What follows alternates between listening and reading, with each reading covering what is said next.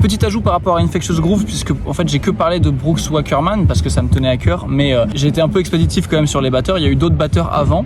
Par exemple, à la base, c'est Steven Perkins, le premier batteur de Infectious Grooves, sachant que Steven Perkins est le batteur originel de Jane's Addiction.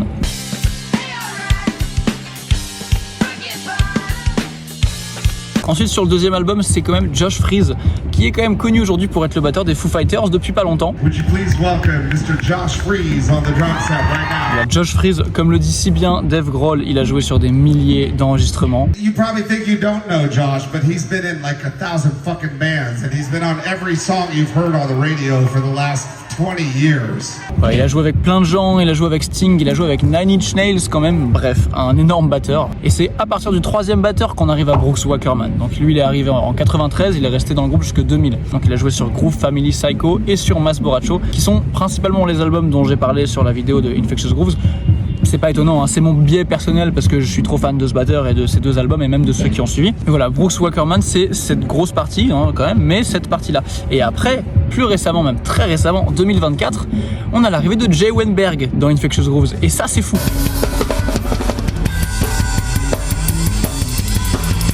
Jay Weinberg est enfin libre. Bon, enfin libre, je sais pas s'il faut le tourner comme ça. En tout cas, c'était le batteur de Slipknot pendant 10 ans.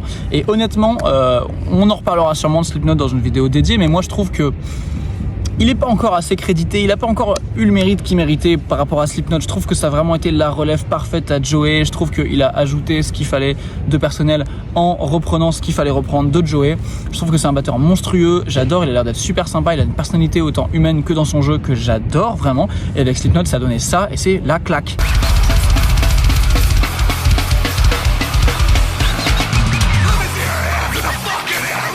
En plus, Jay maintenant il est dans Suicidal aussi, hein. Donc il y a Infectious et Suicidal. De toute façon, les deux groupes sont super pour eux, vous l'aurez compris. Il y a beaucoup de line-up en commun.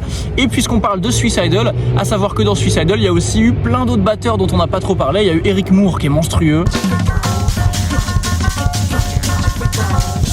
Et il y a eu aussi Jimmy DeGrasso. Et Jimmy DeGrasso, je sais pas si vous connaissez, il est un peu underrated parce que ça a été le batteur de Megadeth pendant un court moment, notamment le moment où il y a eu le live Rude Awakening qui pour moi est mon live préféré de Megadeth, un peu unpopular opinion, mais j'adore ce gars.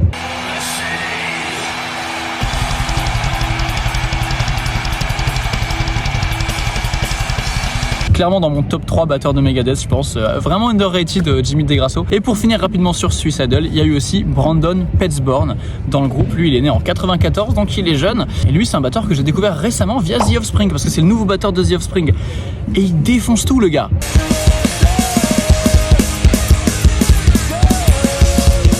Bref, voilà pour ce petit aparté sur les autres batteurs qu'il y a eu autour de Infectious Grooves et Suicidal. J'en ai sûrement oublié quelques-uns, sûrement même plus que quelques-uns, vu que c'est des gros groupes qui existent depuis plusieurs décennies et qui ont eu des line-up très changeants. Donc vous me direz si jamais il y a des choses auxquelles vous pensez dans les commentaires. Ce geste-là est fou. Et à plus.